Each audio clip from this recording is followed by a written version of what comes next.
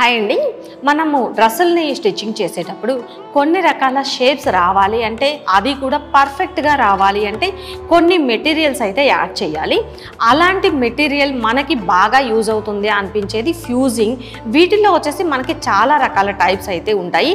ఇప్పుడు ఈ వీడియోలో మనం ఫ్యూజింగ్లో ఎన్ని రకాలు ఉంటాయి అనేది అయితే క్లియర్గా తెలుసుకుందాం.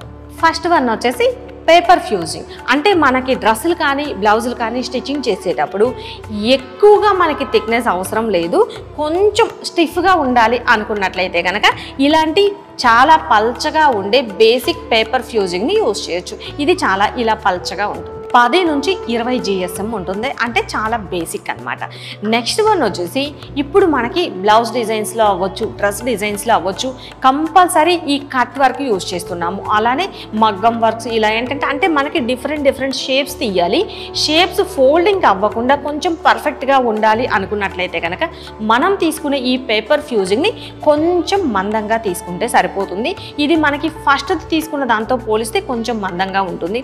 ఇది వచ్చేసి 20 నుంచి 30 GSM ఉంటుంది. మనకి నెక్స్ట్ వన్ వచ్చేసి ఈ ఫ్యూజింగ్ బాగా స్టిఫ్గా ఉంటుంది.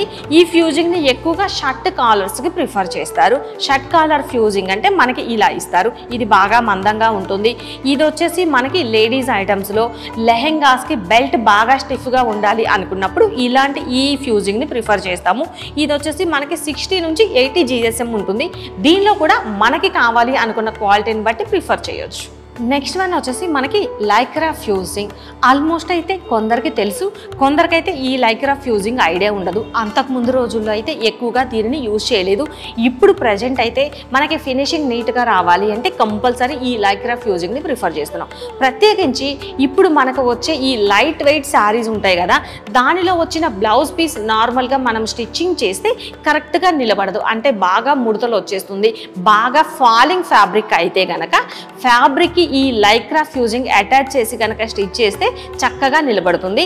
మనకి ప్రత్యేకించి స్లీవ్లెస్ బ్లౌజుల్ని డిజైన్ చేయాలి అనుకున్నట్లయితే ఈ లైక్రా ఫ్యూజింగ్ని మొత్తం బ్లౌజ్కి ప్రిఫర్ చేయొచ్చు.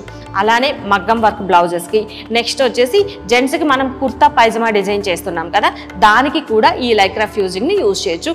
దీనిలో కూడా మనకి 2 or 3 క్వాలిటీస్ ఉంటాయి. మనకి ఎలా కావాలి అనేది చెక్ చేసుకొని ప్రిఫర్ చేయొచ్చు. చూసారు కదా, ఇలా మనకి డిఫరెంట్ టైప్స్ ఆఫ్ ఫ్యూజింగ్ అయితే అవైలబుల్గా ఉంటుంది. మనం ఎలా డిజైన్ చేయాలి అనుకుంటున్నాము దానిని బట్టి ఫ్యూజింగ్ని అయితే సెలెక్ట్ చేసుకుని డిజైన్ చేస్తే డ్రెస్సులు అనేది పర్ఫెక్ట్గా వస్తుంది. మరి ఇంకెందుకు, మీరు కూడా ఇలా డ్రెస్సుల్ని డిజైన్ చేయాలి అనుకుంటే ఏ టైప్ ఫ్యూజింగ్ని యూజ్ చేయాలి అనేది తెలుసుకొని చేయండి, పర్ఫెక్ట్గా వస్తాయి. అలానే మరిన్ని ఇన్ఫర్మేటివ్ వీడియోస్ కోసం మన పేజ్ని ఫాలో చేయండి.